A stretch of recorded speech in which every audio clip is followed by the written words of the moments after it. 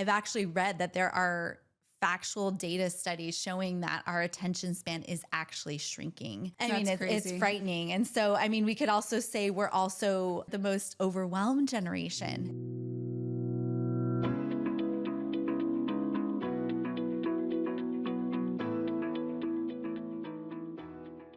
Hi, friends. It has been a long time. Some of you are wondering, where did the Love the Bible podcast go?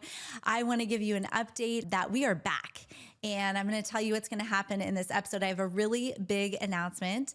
I'm going to share with you where I've been, where we're going, and what to look forward to in this season because I'm so excited.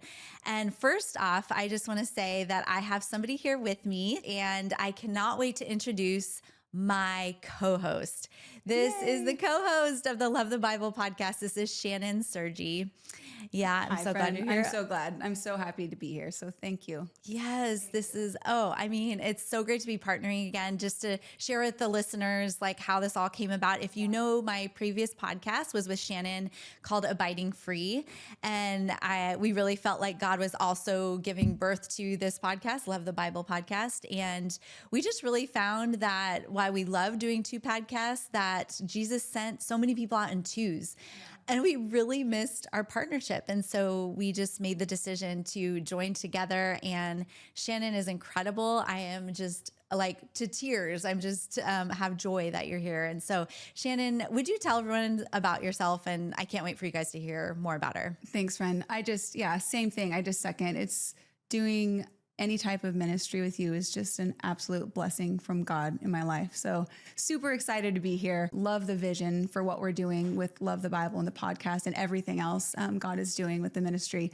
Okay, so quick intro about me. For those of you who didn't listen to our previous podcast, I'm Shannon. I've here in Southern California, I have 4 kids, been married for, I think 20 years this year. Yeah. And I run a nonprofit called Forever Found. So I'm the founder and CEO, and it's been quite a crazy journey that the Lord's taken me on the last, my whole life, but the last 25 years have just been really, really interesting and cool to see him working. And so the organization, the ministry's grown a lot, and God's taught me a lot, and he's doing a lot. And what I love about being here is being able just to continue to just bring truth to this world, to talk about the amazingness of our God and to dive into topics. There's things I see with Forever Found. We exist for the prevention, rescue, and restoration of child trafficking victims. And so there's just like this whole world that we experience in our lives and the different work that we do where we see things throughout life and think, why is this happening? Or what does the Bible say about this? Or what does God think about this? And this is really the place on this podcast that we can dive into those topics. We have some awesome things coming up this season. We're going to dive into talking about the atonement. It's a hot topic right now. Yes. How to teach our kids and teens about the Bible. We're going to have at least 2 episodes on intimacy, right? Talk about sex, dating in the Bible. So lots of really fun topics. I think really applicable things that really connect written biblical truth from scripture, that the guide that we base our life on, trying to connect that into our day-to-day lives. So really excited. Yeah, it's going to be a great season. And today what we really wanted to dive into, we thought it would be a great, topic for this first season and this first episode is how to be fully present. And this is so relevant because one of the reasons I did stop the podcast for a little bit was because I was writing a book. Which I'm so excited to read, by the way. Thank you. And yes, so I have a Psalms Bible study coming out in July of 2026, whenever you're listening to this. It is behind me, so you can take a peek at it. And it is 20-minute Bible studies in the Psalms. It's for the busy woman's soul. I love that. And so that's really what we're talking about today is just this bombardment of all the things in our life, the busyness, the constant rush that we all feel. It doesn't matter if you work full time, if you don't work. It's just constant. And we want to talk about one of the greatest challenges that we think, our generation is facing, and that is to be fully present, not just physically present. And I am going to share just personally that this has been really challenging for me. And it was really convicting, even, with all the things on my plate of just how do I do that wherever I am, how can I be fully present? I thought this article from the Christian Post, it's called The Most Distracted Generation in History. And this is what it says. We are the most distracted generation in history. Our attention spans are shrinking. Our minds are overwhelmed, and our ability to focus is under constant assault. I've actually also read, I'm sure some of you as well, I've actually read that there are factual data studies showing that our attention span is actually shrinking. It's frightening. And so, we could also say we're also the most overwhelmed generation. Yeah. And I think the reality is we are physically present, like you're saying, in these situations in our life. But to be crystal clear, what we're talking about is how to be emotionally present, how to be where your brain is actually not somewhere different than your physical body is. Right? Yeah, because it can turn into almost like a checkbox. I think we all know this, that we're overwhelmed, that we're struggling to be present. And this just came really some time ago. I was with my daughter and, I was with her. I felt like I'm here. And she said something to me and I responded with, oh yeah, that sounds great. And she repeated herself. And I said, oh, sweetie, I heard you. And she said, oh, but you gave that tone you sometimes give when you're not really listening.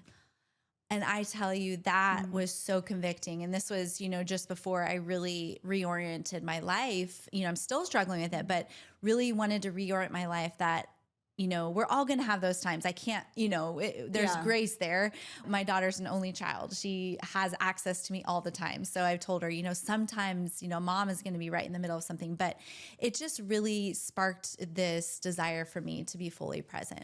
Yeah. And I completely resonate with that. And it's sad because I have 3 boys and then my youngest is a girl, and it's my youngest daughter that I think has experienced that feeling with me the most. Too. Very similar situations. I could think of many situations where she literally would just say, "You're not even listening to me," and walk away. And I'm like, "You're right. I'm not. Okay. Right. All right."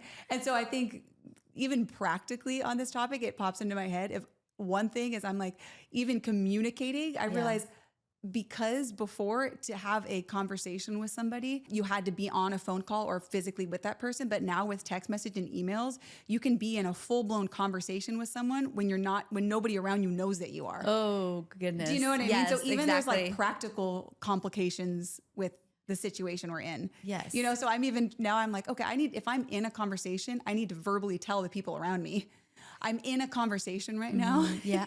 And I can't be present talking to you. Yeah. And I know that's not what we're talking about specifically right now, but that even made me think certain times I have to even just communicate. Yeah.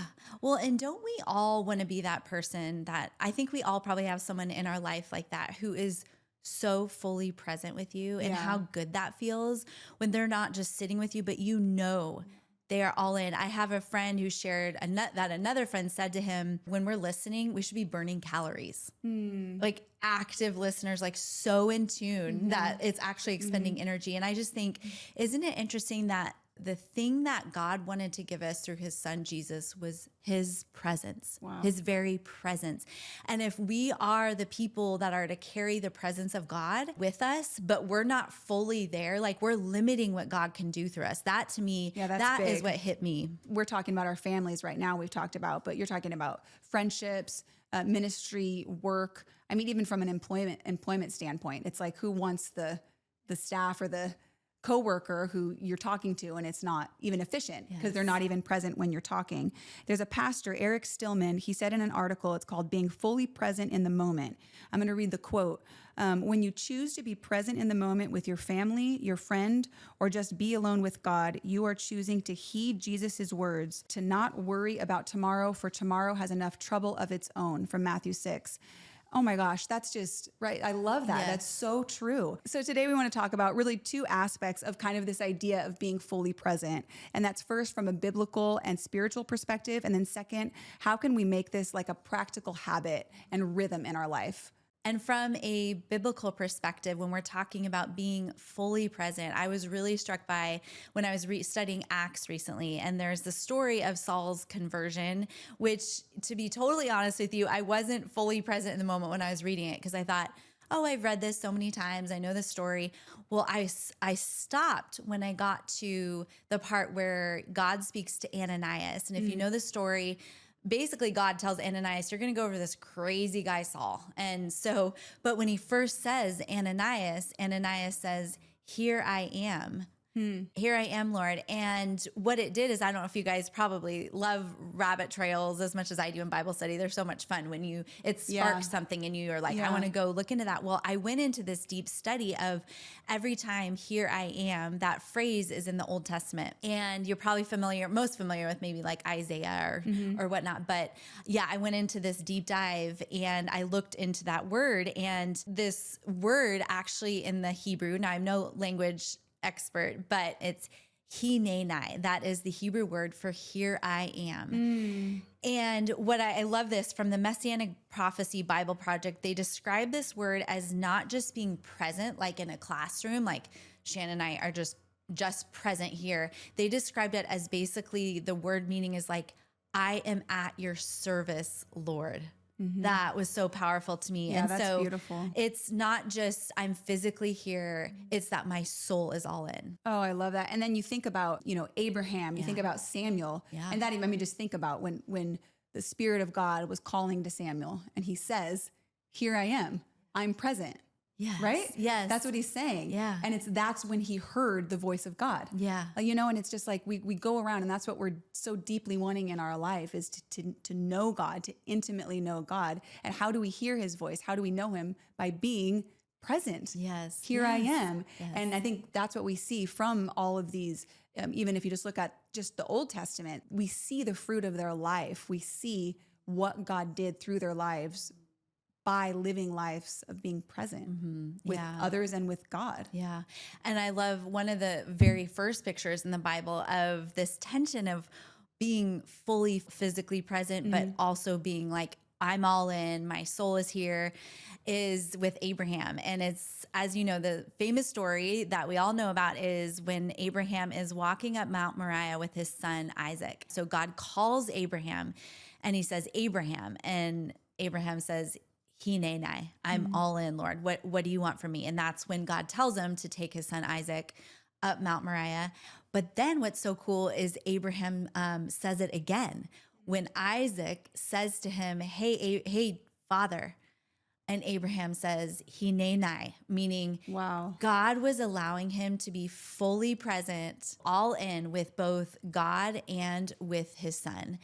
When I first read that, you guys, I teared up because I'm sure we all can relate to the fact of like, we have so many things going on. And on one hand, we're like, we feel this tension of, I feel like I need to be just doing one thing. Yeah. But sometimes it's just the reality of life. God is going to call us to a million different things. Yeah.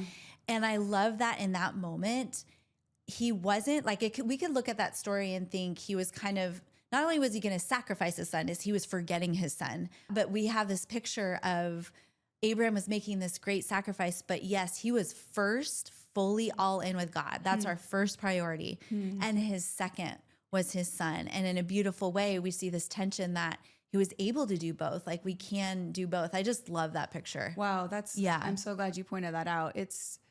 But it didn't look the way he wanted it to look. Yes. Right? Yes. That's crazy because that presence with both his son and his father God, at the same time, was resulting in what Abraham thought was going to be a really hard thing, which God made beautiful, as he always does.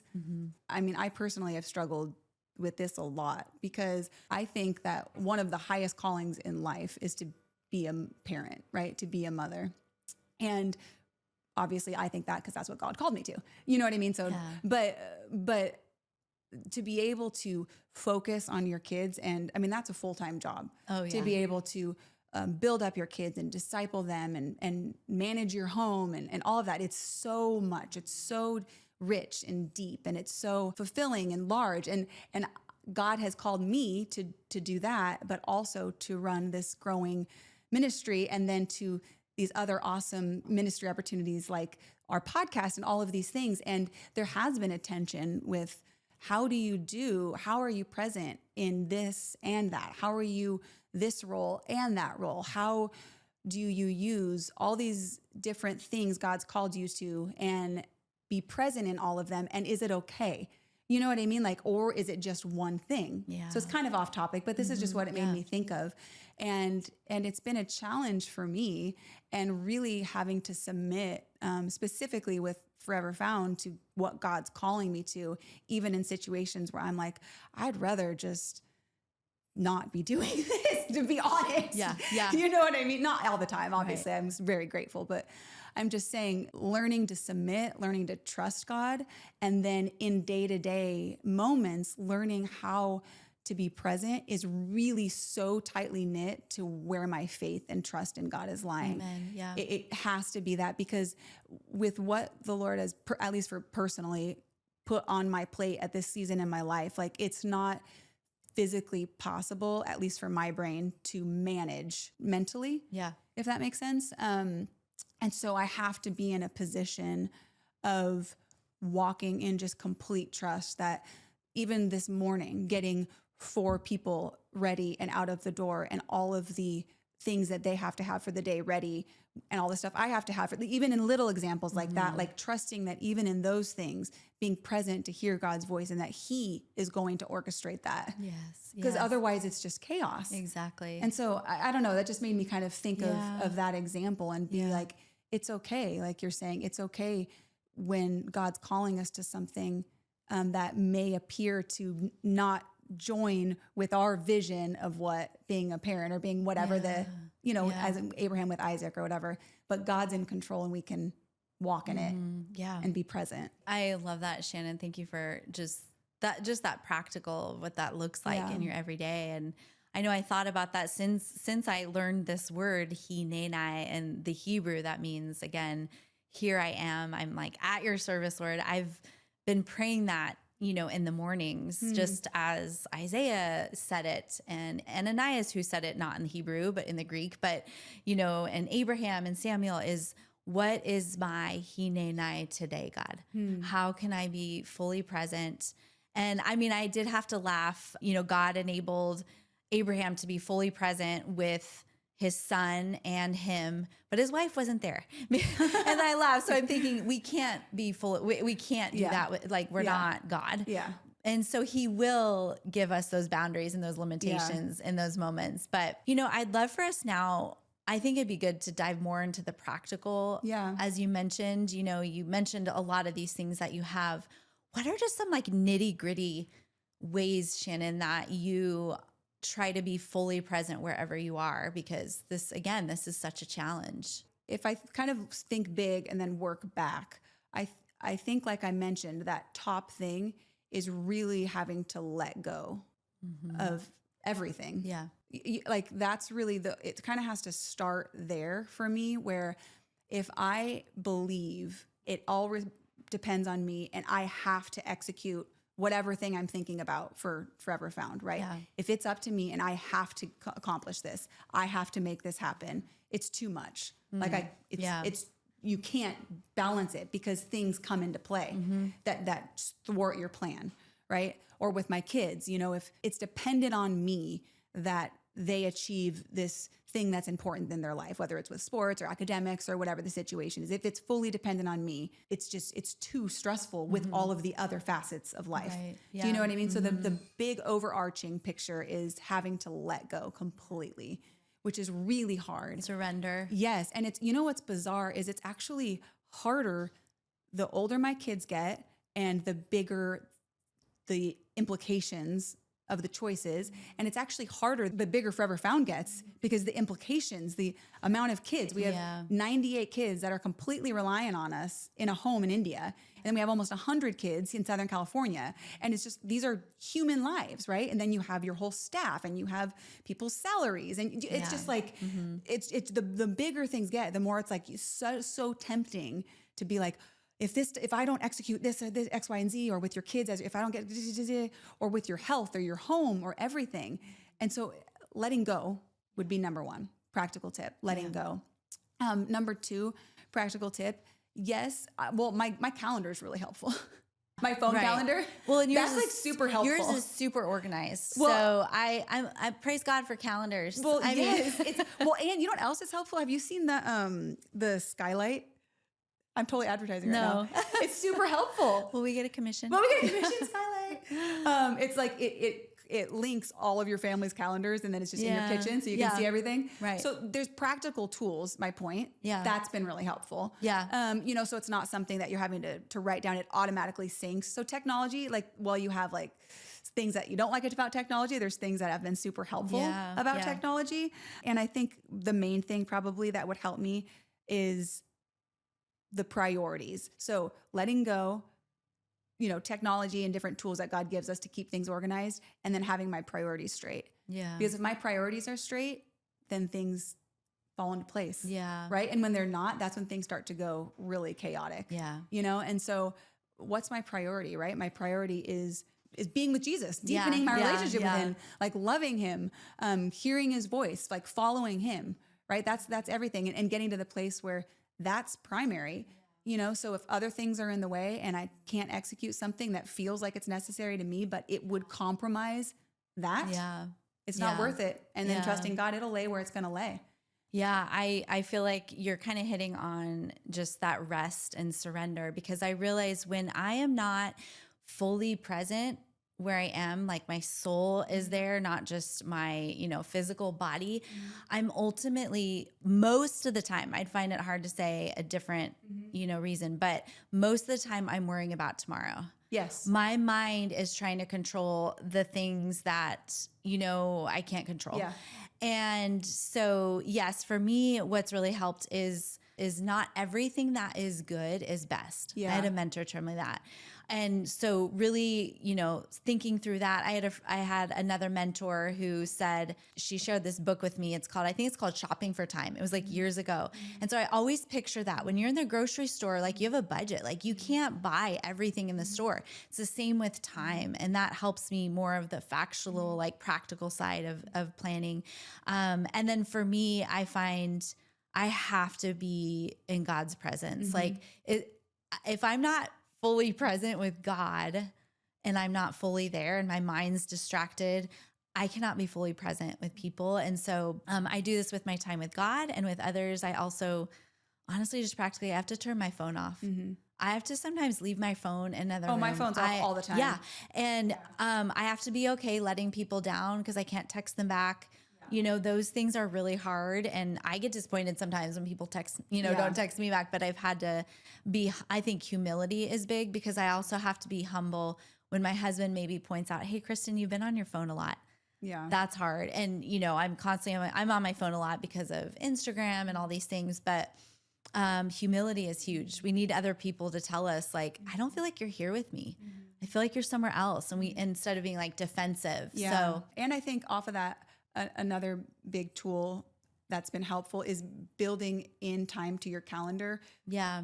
For space. Yes. Yes. You know what I mean? Which is, I think that's obvious, but it's a practical thing that I'm realizing that I had to learn years ago. Yeah. You know what I mean? That just because there's not something in that time doesn't mean it's open. Yeah, exactly. And I think a good place for us to kind of land here too is I think when we have these conversations, we probably all feel a little bit of guilt or sadness, right? That I think we feel like sometimes when we're not fully present, we're missing out on things and we've made mistakes and we're stressed and overwhelmed. And then we take out our stress on our kids or our spouse or our friends or our workplace.